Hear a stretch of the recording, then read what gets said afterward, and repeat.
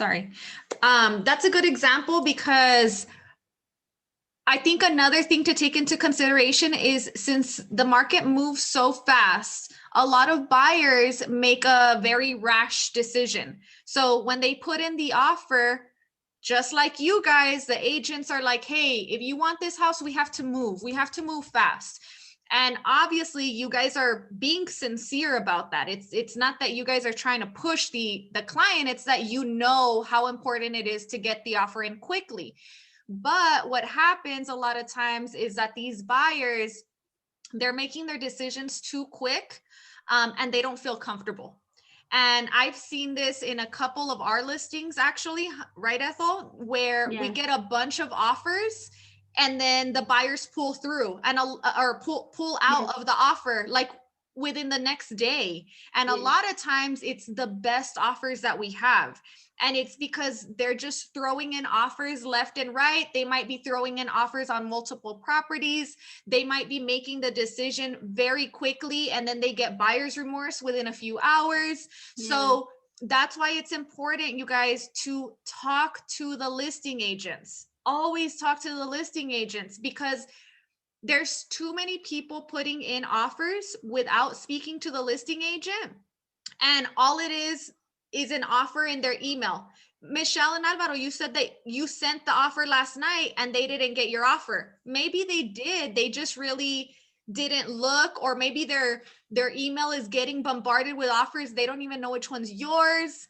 I know because it's happened to me. We've had listings where there's just so many offers coming in when agents call me and they're like, hey, did you get my offer? I'm like, I don't know.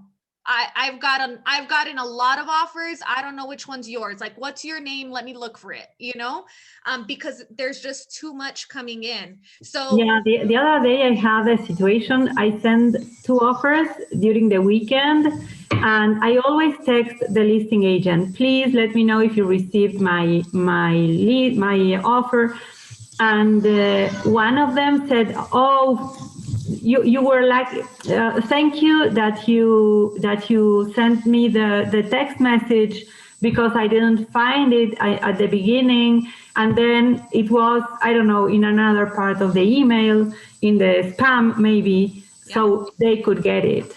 So it's important to ask them, not only with their email but in a text message. Yeah. Or it's happened to me that agents have sent me offers to the wrong email, like a previous email that I have that I just don't receive them. So I'm like, you know what? I don't have it. Which email did you send it to? Oh, this one. You know what? I don't even use that one anymore. Send it here. So it's super important for you to talk to them and then follow up. Had Norma's client not asked her, hey, what happened with that offer? They wouldn't have followed up. They would have just been like, that's over and done with. They followed up with the listing agent. Hey, what happened? Be persistent. The agent wants to know that they're working with another agent that's going to get the deal done. When you're persistent about asking, hey, what's going on? If you're a backup offer, or if you've sent an offer and you would like to be that backup offer, hey, when are we going to get this backup offer signed? Or what's the status on your other offer? Like, just be very persistent and consistent about touching base. Trust me, the listing agent, you might feel like you're bugging a little bit, but it is a good thing for a listing agent. Correct me if I'm wrong, Ethel, because we know that when we're on the list side, if there's an agent that keeps following up, we're like, they want the deal, they're going to do whatever it takes to make it go through. We know that.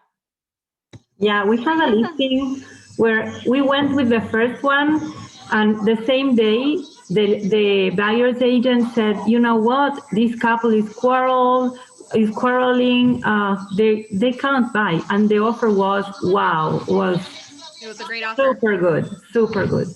Then we went with the second one, and everything was fine. We executed, and a couple of hours later, they said, no. They didn't like the living room. It's too small. Then we went with the third one, and in 3 days, we changed 3 offers. Yeah. Wow. Yeah. I have a question. 3 days. Yeah. Norma? I have a question. Like when they like, how does it work when they say, okay, we're gonna review offers, or what you were saying about being or having a backup offer?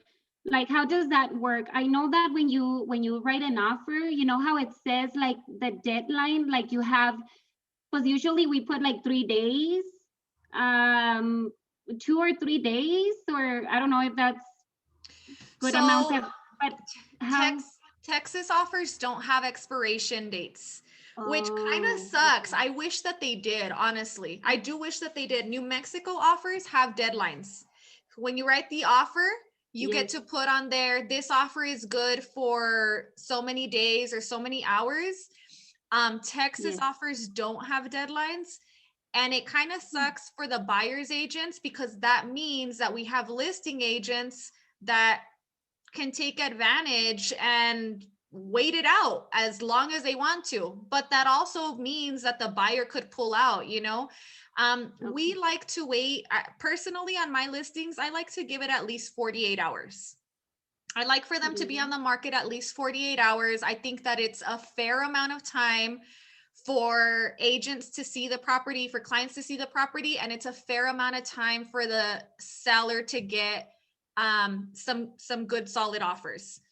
As much as I would love to take first come first serve when I'm on the sell side, I don't think that that's the best thing for my seller. I think that I need to give the buyers at least 2 days to check out the property. Um, but I do take into consideration on the buyer side, like I'm not going to leave it up for 3, 4 days when I have so many offers coming in, because like you said, Norma, like at some point it's just greedy. It's just Yes. greedy. You have people sitting around waiting. There's really no need. Um, but yeah, we don't have expiration time on it. So typically what we do, and what I would advise you guys to do if you're on the listing side, is you leave it up for at least 48 hours. I think that's a good amount of time. Or if you put it up like on a Friday, leave it up till Sunday. Once you collect all of your offers, um, be sure that you organize them well. Ethel does an amazing job at doing this for our clients. She'll do like a little spreadsheet and it'll say, okay, offer number one, this is the asking price, this is what type of loan, this is what they're offering in earnest money, this is what they're putting in down payment, and it'll be side by side by side. So we can easily look at it and go, okay, well, yes, this is the highest asking price, but look at how many days they're asking for loan approval. I mean, she puts everything in there. Some people will ask for 5 days for loan approval, some will ask Mm. for 20 or 30. Like we've had some really, really good offers, but they ask for 30 days for loan approval. What does that mean? That means that up until the day of closing, the buyer could come back and say, we didn't qualify for the loan, give us our earnest money back. Yes. That's not typically the best offer. That makes your buyer look weaker. So also, like we were talking last night, Michelle and Alvaro, it's also important for you guys to talk to your lender when you're trying to submit a solid offer. Ask them, how many days do you need to get the client approved? Because I want to put as little days as possible, but you could guess a number, but at that point, you're not doing what's best for your client. Talk to the lender, because the lender is going to be able to tell you your client might already be approved, or your client might only need verification of employment to get approved. That'll take a couple of days. So you might be able to ask for 5 days and it's going to make your offer look stronger. So you talk to your lender and say, hey, your lenders know what's up. They know what the market looks like. So talk to the lender and say, like, hey, I'm about to submit this offer. They really like this house. I need the offer to be really strong. How many days do you need to get them approved? And that's how many days you're going to write into the third party financing addendum. Make sure you guys are doing your CMAs. Do not ever submit an offer without doing a CMA. Make sure that you're really clear about what you're expecting it to appraise at. because from there you can say, okay, well, if this is what it's listed at, this is what I'm offering, you know, what's the likeliness of it to appraise or to not appraise. For example, I'm going to use y'all's offer again as an example, Michelle and Alvaro. They're offering a significant amount more in purchase price, and we're not anticipating that it's going to appraise. Now, is your buyer going to be willing to pay the difference if it doesn't appraise? If they're not willing, then make sure that they're protected with the addendum with the right to terminate if it's a conventional loan, or with the third-party financing that it says in there whatever the appraisal value is. Also asking the listing agent, we've gone over this, hey, have you had that talk with the, well, if you're worried about the appraisal value, you know, call the listing agent. Hey, we're about to submit an offer. We want to submit a really strong offer. But I'm a little concerned about the asking price. You know, it seems a little high. I'm not sure if it's going to appraise, but maybe there's something that I'm missing. Don't ever come to the listing agent with attitude or like they're doing something wrong, because you're going to do the opposite of building rapport. You're going to be the agent that they don't want to work with. More so come at them at like, hey, I want to offer you the most, but I'm not seeing where you're getting the price from. Like if the price seems too high, but maybe I'm missing something. I might be missing something. Is there, what did you get on your CMA? Is there something that I'm missing? Do you really think that it's going to appraise? And they'll be honest with you. They'll tell you like, no, you know what? I know that it's on the high side, but you know how the market is. We're just trying to get the most. Okay, that's fair. But let me ask you this. Have you had the appraisal conversation with the client? Have you had the appraisal conversation with your seller?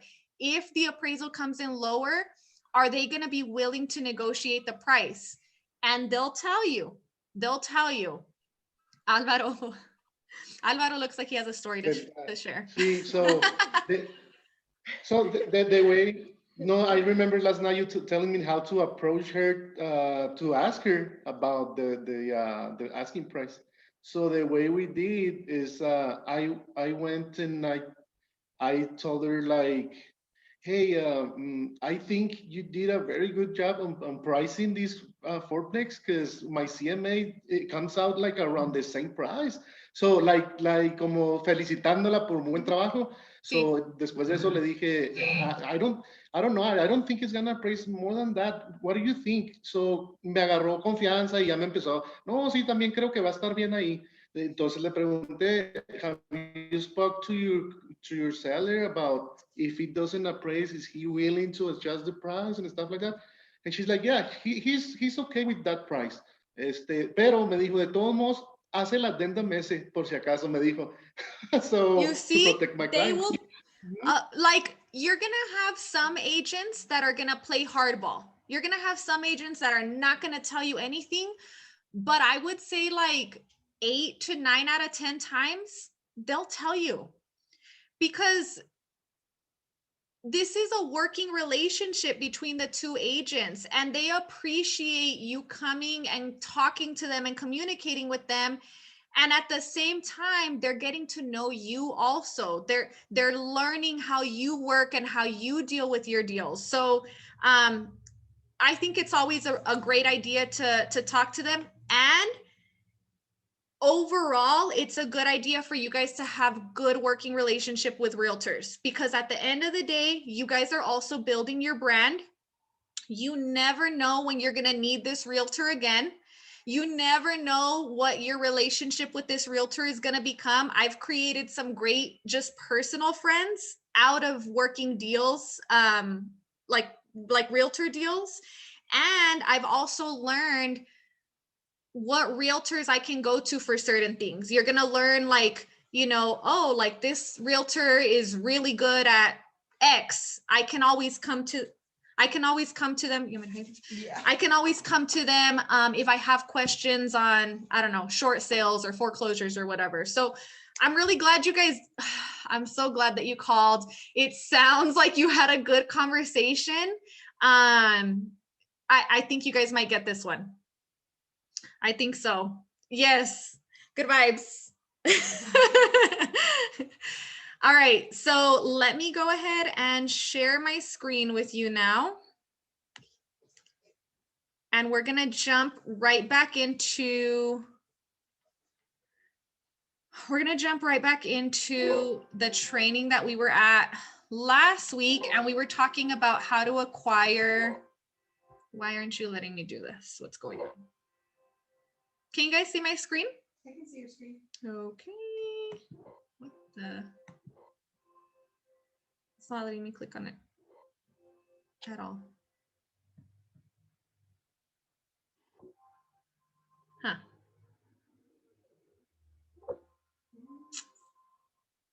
Okay, let me see. Let me start again.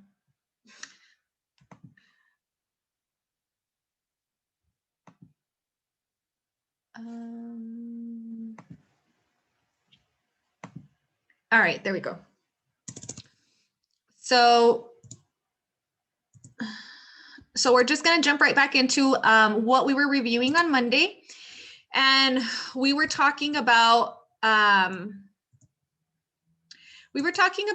to get listings, right? How to get listings, why getting listings is so important, why it's so important for us to focus on getting listings. Is this the right one? Yep. All right.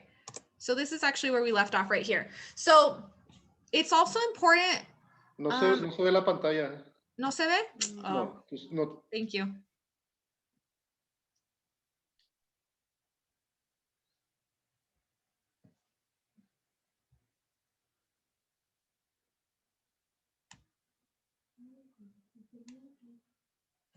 Okay, I hope this lets me go through again. Okay, there we go. Can you see it? Yeah? Yes. Okay. All right, so last time we were talking about how to find motivated sellers. We were talking about why it's so important. Has anybody tried anything that we talked about on Monday by any chance? Has anybody done anything different since Monday to try to prospect or any preparation since then? Nothing yet? All right, well, the weekend's coming up, guys. The weekend's coming up, and you know that this is game day, okay? So during the week, we talk about time blocking. We talked about time blocking very early in our trainings, like in the first couple of trainings, and we haven't talked about it a whole lot since then.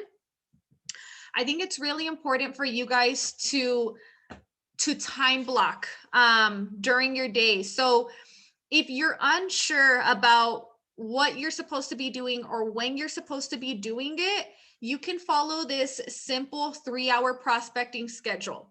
Okay, all it is the first hour you prepare. So the first hour of preparation, you're priming yourself. This is a good time for you guys this is your pep time. So if you need to listen to music that hypes you up, kind of like when you're in the gym, you know, when you go to the gym, sometimes you need to listen to that specific music, that music that you don't listen to all day, every day, but that specific music that really like hypes you up and gets you in this super energetic mode, like that super gangster rap that you don't listen to the rest of the day. That's what I do. I'm just letting you know. Okay. I don't listen to that all day, but at the gym, I need it. So do what you have to do to get yourself mentally prepared. It might be that. It might actually be listening to some soothing music and just kind of getting yourself in a more relaxed state of mind.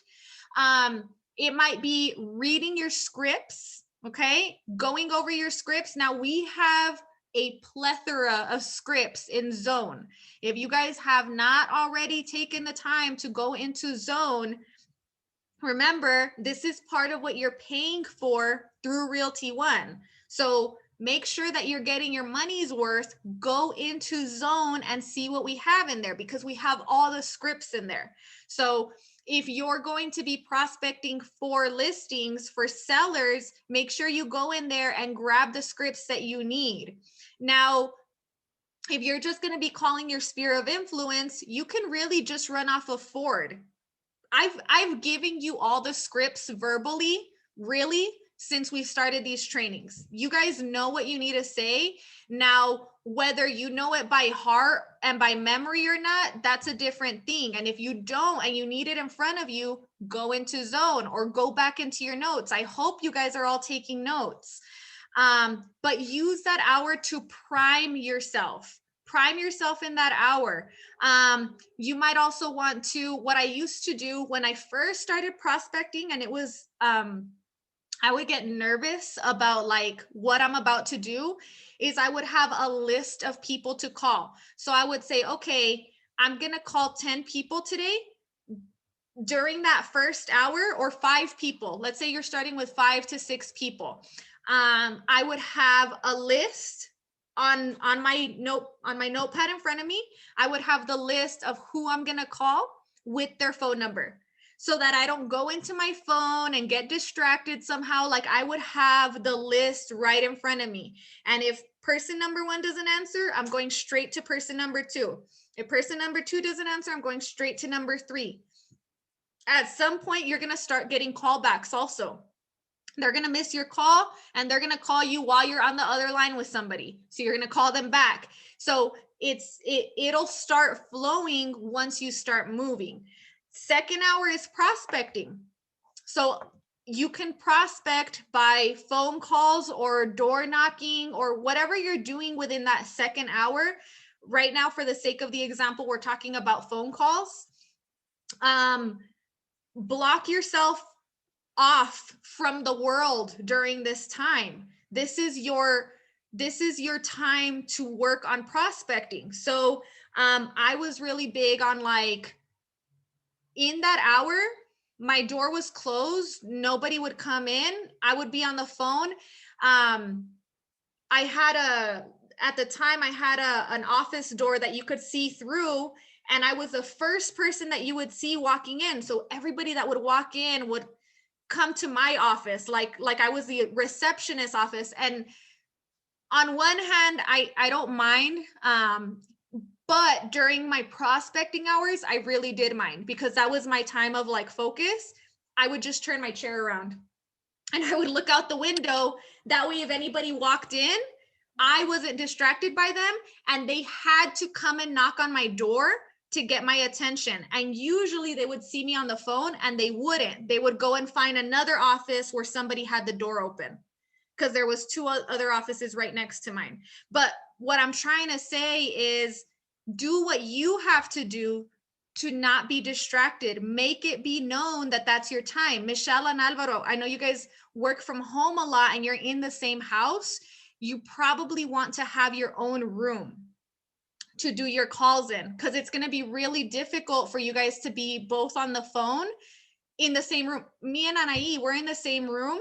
It's a large room, but when we're on the phone, we go into separate rooms, or one of us goes outside and one of us goes into a room, or it's just really difficult to do this in the same room. Yeah, one of them's getting kicked out right now. I don't know who, but I see it. But it's just really important for you guys to make that hour is probably the most important hour. Now you're prospecting for new clients. After you're done with that hour, you're going to go to your third hour, and your third hour is follow-up hour. So this is following up with clients that have touched base with you recently. This is following up with clients that were supposed to submit their application, and you want to make sure, hey, did you guys submit your application? I want to check in with the lender on it if you have or haven't, or we happened to see a house last night. You haven't gotten back to me on whether you want to submit an offer or not. This is just follow-up hour. This is a 3-hour prospecting schedule. I guarantee you that if you start doing this, it starts to add up. Like, at some point, I could not finish my prospecting in an hour, and I could not finish my follow-ups in an hour. I needed about 2 hours for each. And that's a good problem to have, because that means that there's a lot of business coming through. But the point is, you time block it and you give yourself this allotted time, you schedule it for yourself, because one of the biggest differences when you become a realtor from most of us, before we became realtors, we were employees, most of us. And when you're an employee, somebody tells you this is what time you have to come into work and clock in, and this is what time you have to leave. And when you get here, this is what I need you to do. You have to do this, this, and this. Then you can take your break at this time. So they time block for you. Now you have to have the discipline to time block for yourself. That's a difficult habit when you first get started to acquire for a lot of people. It was so hard for me. I'm telling you, I thought I was a hard worker until I became my own boss. And I found every excuse in the world not to time block, not to prospect at the time I was supposed to, not to wake up at the time I was supposed to, not to be ready at the time I was supposed to. It's too easy for you guys to make excuses or to say that you'll do it tomorrow when you're working for yourself. So this is an acquired habit that you have to attain, and you have to start by time blocking. If you need to get yourself an accountability buddy, like obviously Michelle and Alvaro, you guys have each other. You guys are good accountability buddies. I know Norma has Erica. If you have to have another realtor to help you stay accountable, do it. And this is just kind of in life. Like, I haven't been to the gym in forever. And I know that I need to get back into the gym. And I had a conversation with Anaí and with Sierra last week. I knew that the second that I told them, hey guys, like this is something that, you know, I need to do, like who else is down to do this? For one, Sierra's a state champion in track and field, you know, it's part of her life. So I knew that she was going to be that accountability partner for us. And the second I even mentioned it, yes, let's do it. And now I have that accountability buddy of, we're going to the gym. It's sometimes you need that other person to just give you that little extra boost of motivation and the push. Yes, it's good. So use each other, okay? Next. There we go. So this is going to be a tracker, and I believe I have this in my PDF. So let me see if I have one of these to share with you guys. You guys also want to be tracking what you're doing, okay? An easy way for you to know whether you're doing what you have to do is keep track of what your day looked like. If your goal, so on here, this is just a simple example of a tracker. Let's say we want to do 3 face-to-face interactions Monday, Tuesday, and Wednesday. And we're going to put that in our little chart, goals at the top. And then at the end of the day, we're going to go in and say, did I meet at least 3 people and connect with 3 people? Or calls, how many calls did I make? Remember, we have that the Realty One rule where we're making 3 calls per day. Did we actually make those 3 calls? And you guys can keep track of it. This is just one example of a tracker. I'm pretty sure I have this in a PDF. Let me double check. And if I do, I'll send it to you guys via email. And you don't have to have something on every single row, but you have to set your own goals. And really, again, it's for accountability purposes. So you can see if you're doing what you're supposed to be doing. Because at the end of the day, sales is a numbers game. If you make so many calls, if you meet so many people, you're bound to get leads. It's just going to happen. But if you're not calling anybody, if you're not meeting new people, if you're not telling people that you're a realtor, if you're not offering your services, you're not going to get clients. It's really that simple. So make it a habit to set your goals and then keep track of yourself. And you know what? if you don't hit your goal every day, like, it's okay. That's the point of tracking it. The point of tracking it is for you to see. For example, when I first started, I would what was it? I wanted to do mailers. Mailers was one of the things that I wanted to do when I first started, and I had a horrible time hitting my goal. I just wouldn't do it. I just wouldn't do it. But I realized, you know what? I do a lot of face-to-face interactions on a daily basis. Like, if I'm at the store, I'm going to meet somebody. I'm going to talk to them. If I'm going up the elevator, like, I used to work in the Coronado Tower. There's a bunch of businesses in there. Every morning, I would talk to everybody that I saw going up the elevator. That I learned that was more of my strength. So you know what? Let me not worry about the mailers. Let me just set a higher goal on my face-to-face interaction, because that's where my strength is. So it's about you learning also what your personal patterns are, and then playing to your strengths as opposed to your weaknesses. Or houses, like, some people really like open houses and some people hate them. They hate them. So if you're struggling to meet your open house goal, but you're making 30 calls per week, then just ramp up your call list, your call goal. It's okay. That's fine. Preparing to win your listing. So make sure that you guys, another thing is, on Zone, you have your listing presentation. Okay. This is pretty important because we talked about this last time. It's part of your presentation. Now, this is one of those activities that's not a money-making activity. Okay, so when you spend time doing this, you might feel a little anxious that you're working on something that's not going to give you an immediate return, but it has to be done. You have to have something nice to show up to the presentation with, because remember, when we get to our listing appointments, we're going to cater to different types of personalities, right? So we have 4 different types of personalities.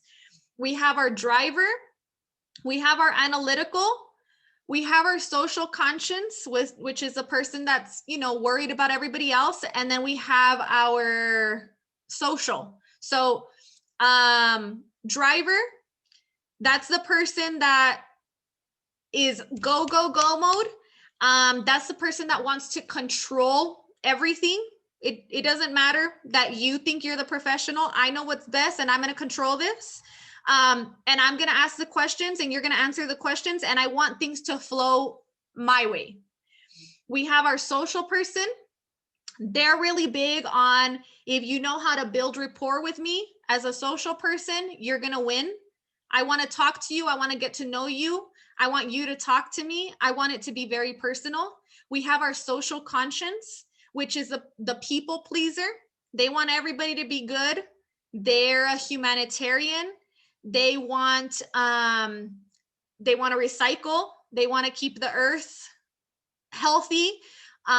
They want to make sure everybody else is good before themselves. And then we have our analytical. These are our engineers, our accountants, very number oriented. They like to see graphs. They like to see charts. They like to see numbers. And so for every person, you're going to have a different approach with your listing presentation. Now, with our analytical person, they might really appreciate your listing presentation, not for the beauty and the presentation of it, but at some point in your listing presentation, you should have some numbers or graphs. Those are the pages that you're going to want to focus on with that person. So your presentation caters to every single personality type. Now, the driver, you might not even be able to go through this book because they're just in go mode. Excuse me. With my driver, sometimes I really don't even pull out the book, or I'll just jump to certain pages that I need to go over. The social person is going to love the book. They're going to love the presentation. And then the social conscience, again, you might want to jump to specific pages where you're explaining to them how them listing their property with you not only is the best option for them, but it helps other people in other ways. And you're going to explain to them how. So the book is there to help you. So you have to, but again, you guys are business owners. We don't do everything for you. We give you the tools and the resources, but you have to go and finish it and prepare it for yourself. So the listing presentation booklet is about 80 to 90% complete on Zone. Now you have to go in there and finish personalizing it for yourself. You're going to be able to put in your name. You're going to be able to put in your headshot. You're going to personalize it for yourself. On top of that, you're going to show up with your CMA also. Okay. You're going to show up with your CMA also. So these are the 7 steps to listing, to the listing process. So the first thing that you're going to do when you get a listing lead, complete the pre-listing questionnaire, qualify the seller, and set up the listing appointment. So I have a copy of the pre-listing questionnaire. I'll send you that in an email. But basically it's just pre-qualifying your seller. Okay. Now, what are some of the pre-qualifying questions that we want to ask our seller before we set up a listing appointment? What do we want to know before we go out there and waste their time or our time? We want to know if they have equity on the property. We said that Yeah, that's the main thing that you really want to figure out, is you want to figure out if they have equity. Now, you guys are actually really lucky in the sense that you can talk to somebody that just bought their house 2 years ago and they might have equity in the property. When I first started, that was no way. There was no way. If they told me that they bought their property 2 years ago, there was no way that they had equity. It was, for me, that was an automatic, like, I'm so sorry, I would love to help you, but you're just not going to have enough equity to sell right now. Now, if you really need to sell and you're willing to take a loss, then we can talk. If you're willing to bring money to the table, we can talk.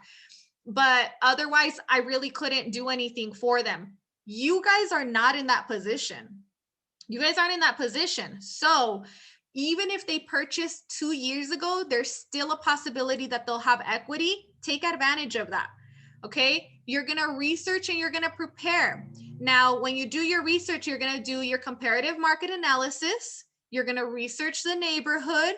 You're going to check out pictures that they might have from the previous sale. Hopefully they have previous sale pictures. Look on EPCAD. Check out when was the last time that it sold. How many times did it sell? Now, your goal is to go in there and know more about that property than the client knows about that property. And if you prepare correctly, you'll be able to do that. Because when have you ever walked into a property and gone, how many square feet is your property? And they're like, oh, 1872. Never. That doesn't happen. They're going to tell you something like, more or less 1900. And then you're like, actually, it's 1872, you know, like, or it's 1600. Like, they're way off sometimes. They don't know that. You might even ask, what year was it built? And they won't know. So it's your job to know more about that property than the owner does. Then you're going to create and deliver the pre-listing package. So something that can really set you guys apart is by creating and delivering a pre-listing package. Not everybody does this, but this will set you apart. So like the listing presentation, you can create something very similar to that and deliver it to the client a day before you go on your listing presentation. So for example, the listing booklet, you guys can actually have that delivered to them the day before and say, hey, I'm really looking forward to meeting with you tomorrow. This is some of the information that we're going to go over, and this is some of what we offer. And I just wanted to leave this with you ahead of time. so that you can take a look at it at your own pace, and then just have it here for me tomorrow when I show up, and I'll pick it up then. You don't want to leave that listing booklet with them forever, because that's yours, and you don't want them to interview another realtor and then that other realtor shows up and, oh, can I have that? And then they just steal all your content basically. I'm sorry. So you can do that to really set yourself apart from the competition. Okay, and then you're going to go out and conduct the listing presentation and present marketing and pricing strategies. So this is when you actually show up to their house, you do your presentation. Now you have to practice for your presentation, guys. If you don't practice with a friend, a realtor, your significant other, you're going to be practicing with your client. And if you're practicing with your client, you're very likely to not get that listing. Okay. NBA players, they don't practice the day of the game, right? They practice during off season, they practice during the week, and then they have game day on, I don't know when they have game day, but let's say they have game day on Friday. But my point is just the way that they, that's their career, and what they do when it's not game day is practice. Your game day is when you're at that listing presentation. Your game day is when you're out showing houses. Your game day is when you're negotiating an offer. When you're not in game day, when you're not in game mode, you should be practicing. You should be reviewing the market. You should be learning how to do CMAs if you don't know how to do CMAs. You should be practicing your scripts, or you should be prospecting. Okay. Next, you're going to ask for the listing. Don't assume that just by going over there and presenting, they're going to tell you, okay, can you list my house? You have to ask for it at the end of your presentation. You have to ask for it. So make sure that you ask for it, and always come prepared. Show up with the listing packet in hand. So I know that we have all this electronic stuff available to us, and that's all fine. But in reality, if you're meeting with somebody in person, you want to have that in hand. There's still something very powerful about having a contract in hand and putting pen to paper. So show up with your listing packet ready to list that property. Okay, before you go on the listing presentation, the night before or on your way over there, visualize yourself and that client and you getting that listing presentation signed. You have to assume the sale. Always assume the sale, okay? And by assume the sale, it just means you go in assuming that you've already got it sold.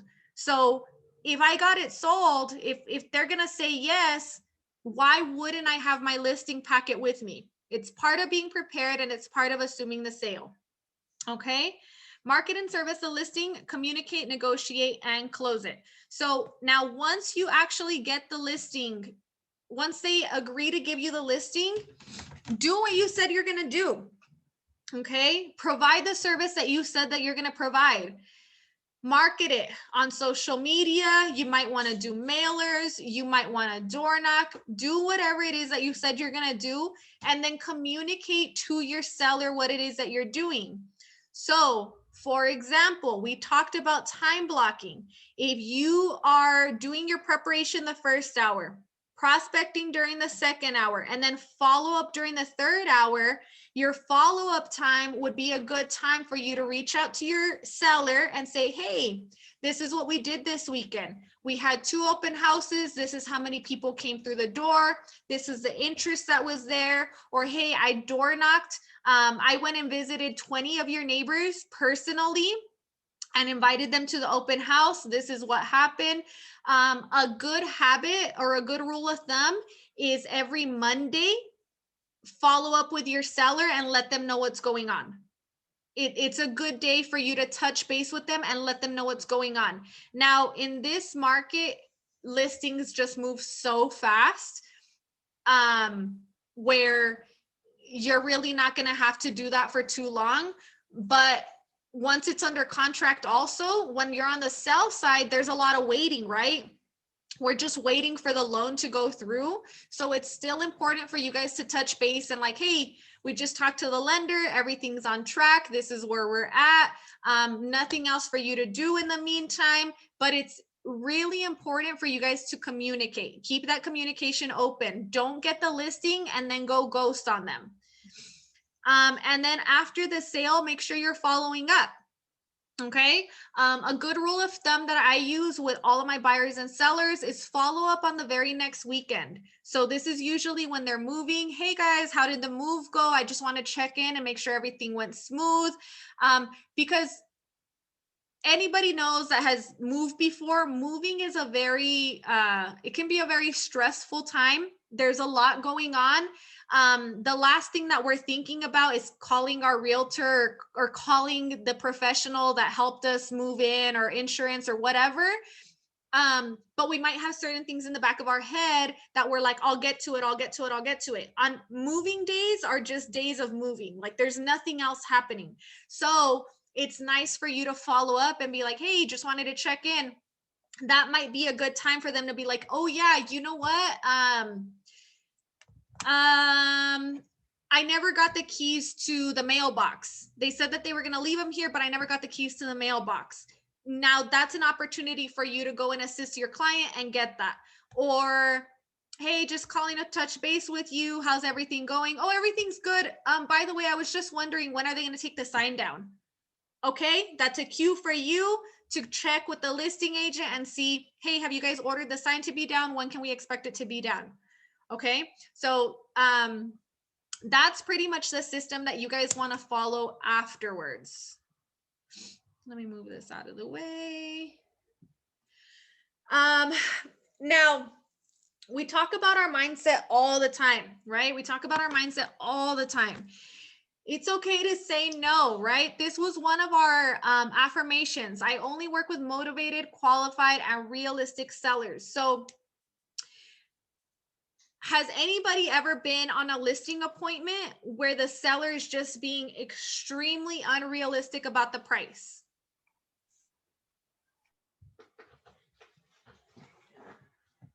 Right? And right now, sellers are at an advantage and they know that they're at an advantage. I think right now it's a little easier, maybe just a tad bit easier because sellers are getting the price that they want. But when the market is a little more level, you'll go to so many sellers that just have extremely unrealistic expectations of their sale. And it's okay for you to say no to take this listing on. I've said no plenty of times. And the reason being is I don't want to waste your time. I don't want to waste my time. I don't want to waste my resources and my money either, guys. You guys take the initial hit of financial resources up front.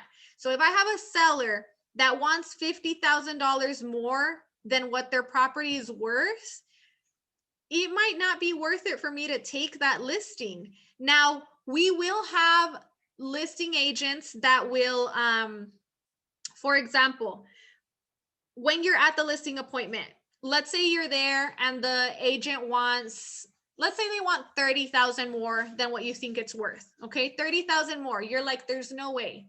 There's no way, there's no way, there's no way. And they're like, well, Carlos so-and-so from 123 Realty said that he could sell it at that price. Look, Mr. Seller, I'm sure that he told you that he could do that. And here's why. It's going to be very easy for him to come in, put a sign on your property, get all of the marketing that they need, maybe even get you an offer at that price because of the way that the market is. But when that appraisal comes in, unless somebody's willing to pay $30,000 more than what the property's worth, you're going to have a very difficult time getting that amount. Now, I like to be very straightforward and honest and set the right expectation up front and not lie to you. I don't want to overpromise and underdeliver. So it's okay if you truly want to go that route. I can't, like, if they're not willing to have a realistic expectation, I would rather them go and try that than for me to waste my time and resources. So it just goes back to the mindset of, you guys are the professionals. Your time is very important. Okay. You guys have to have the abundance mentality. Treat your clients like you have an abundance of clients. You might only have 3 clients that you're working right now, but in your mind, you have to believe and act as if you have 50 other clients, because this is how you're going to make sure that you're getting business from the right types of clients. Okay. Another thing that you guys can do if their expectations are not the best with the pricing, so that you don't have to just automatically say, no, I don't want that listing. First, do a good job at explaining the CMA. Okay.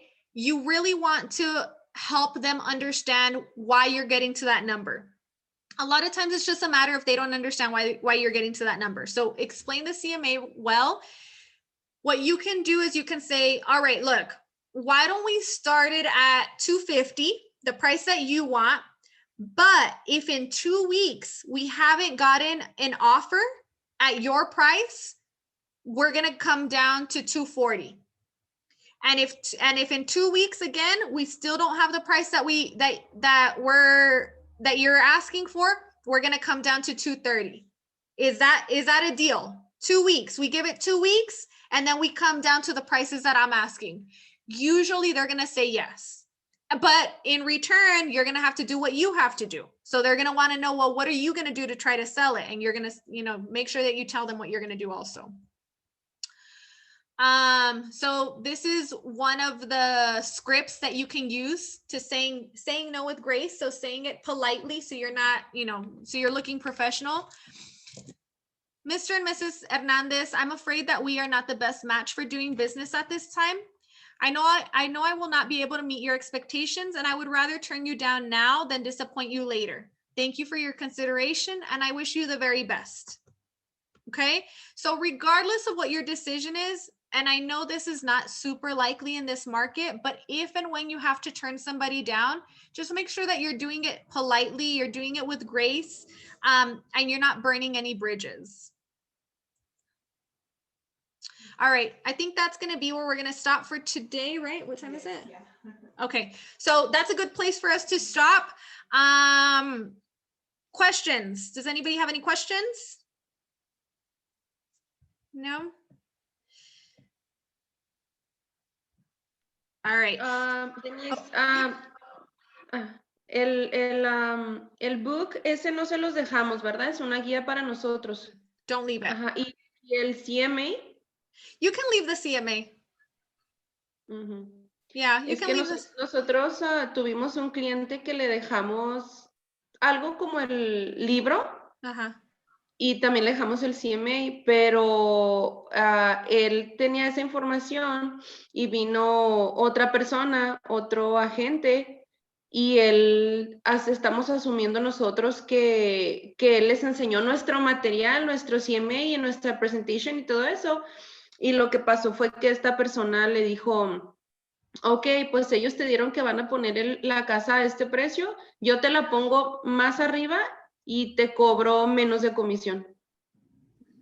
Entonces, por eso le digo a Álvaro, a lo mejor no es buena idea dejarles nada, porque mucha gente ahorita están comparando con otros realtors o no sé, entonces tú les haces el trabajo, ellos nomás vienen y te lo mejoran, ok, te la pongo 10,000 more y te cobro un punto menos de commission.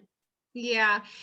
And guys, and that's so unfortunate. Like, don't charge less than what you're worth. Because agents that do that, all they're doing is watering down the market for all of us. I've told this story before. I'll keep telling it. I did a deal in McAllen, Texas. In McAllen, Texas, nobody lists properties for 6% anymore. Nobody. A seller will not list for more than 5%. And a lot of them are listing for 4%. And guess what? they've just messed up the market for everybody. No agent over there gets 3%. 2 or 2.5 is the norm. So unfortunately, we can't control everybody's actions, and like a lot of times it's the newer agents that don't have a lot of business that'll offer these discounts, but you really have to make your value proposition stronger than the next person. And that's why it's really important that you make them understand, why are you listing it at the price that you're listing it. So my big thing with pricing, I don't like to list the absolute highest. I never did, even before this market. What I would tell them is, look, we can get you that one good buyer. We can list it at the top of the market and get you that one good buyer. Or we can list it aggressively, really solid asking price, and hope that we get at least 2 buyers. Because now if we get 2 buyers, they stop worrying about how little they can offer you, the seller, and they start worrying about how much more they have to offer to outbid the other buyer. That's always been my best case scenario as a listing agent. I've always tried to get them at least 2 buyers to bid on the offer. Excuse me. So you really want to make your value proposition solid. And you really want to get the listing agreement signed right now. So ask for the business. What was the last thing that you guys talked about before you left? Did you ask for the business? What was their response before you left? He told us that I'm not gonna sign nothing right now because me and my wife, we're gonna talk about it and then I'll let you know. So you really want to, like, that's why it's important to your listing presentation has to be like top notch. You have to really practice it. You have to really be on top of your personality types, because you really want to get that thing signed before you leave without giving them the opportunity to talk to anybody else. So I would say something to the effect of, like, based off of what you've heard right now, is there any reason why you wouldn't want to list with us? Mm-hmm. And then just wait and see. Because what is it that they want to talk about? Like, what is there to talk about? I've given you all the information. You said you wanted to sell. I'm here. I'm ready. I told you what I can do for you. So what is it that you need to think about? That's why it's also important to try to find out before you go in, how much are they trying to get, or how much are they trying to net? I always try to find out, like, well, what's your best case scenario? Like, how much would you like to get out of the sale? I usually like to ask that as opposed to how much do you want to sell it for? Because sellers are always unrealistic with the sales price. First of all, they're always so unrealistic with the sales price. And then they don't understand what the expenses are going to look like and stuff. Like, I would prefer to know, how much money do you want to make? When it's all said and done, how much money do you want to make? Okay? Because I'm going to come in and I'm going to try to make it for you. I want to know if I can realistically make that money for you. So now we're going to kind of go back and forth sharing information, but I want to know that beforehand, because now when I present it and I'm like, okay, I did the CMA and I can net them what they want to make. Matter of fact, I'm going to be able to net them at least $3,000 more. I'm going to be able to show them, okay, well, look, based off of what we have, X, Y, and Z, if we sell at this price, you should be able to net more. Why wouldn't you be ready? Why would you need to speak to anybody else? In reality, like, is it just that they don't like me? It might be a personality thing. It might be a personality thing. But I want to pin them down for an answer at that point. So that's an important question to ask. And you have to be very strategic about when you ask that question and how you put it in there. It has to be at the peak of building rapport. It has to be when you feel like, all right, they're confident, they're comfortable, they're in their zone of talking right now. So, Mr. Seller, what's your best case scenario? How much would you like to put in your pocket after everything's said and done? I don't care what they want to sell it for. Their number is going to be ridiculous. I really don't. I don't even want to know, to be completely honest. I don't even want to know. I want to know, how much money do you want to put in your pocket? They know what their payoff price is. I haven't even asked for the payoff price. So I'm going to do the CMA. I'm going to tell them what I think it's worth. And then I'm going to say, okay, based off of this, let me subtract your expenses. I already know what it is in my head, but I go through my calculator, I do my little expenses, and then I'm like, okay, well, look, based off of what I have, I think I can net you this. Are you ready to sign? Let's get started. You know what I mean? Like, if they're serious at that point, there's no reason for them to say no. There's no reason for them to interview another agent. There's none. Okay. So that's about it for today, you guys. I'm really glad and excited to hear you guys are working with clients. You guys are getting that momentum. You guys have some wins under your belt. You know, keep going out there, doing what you're doing, hustling. I'm so proud of you guys, because you guys are like, I can tell you guys are really moving and getting into the rhythm and the flow of things. It's end of February. The market is just going to keep moving forward from March to about the end of August. That's our peak. It's going to keep moving pretty steadily. So keep doing what you're doing, keep being consistent, keep asking questions, keep putting yourself out there. And if there's any other way that I can help, please don't hesitate to call. I think all of you guys have my cell phone number. And if I don't answer, I'm usually just on the other line. So shoot me a text message and I'll give you a call back, or you guys can also text or call NIE. Okay. Thank you. All right. You're welcome, guys. Enjoy your Thursday. I will talk to you. Thank you. You're welcome. Bye. Bye. Thanks, Denise. You're welcome. Bye-bye.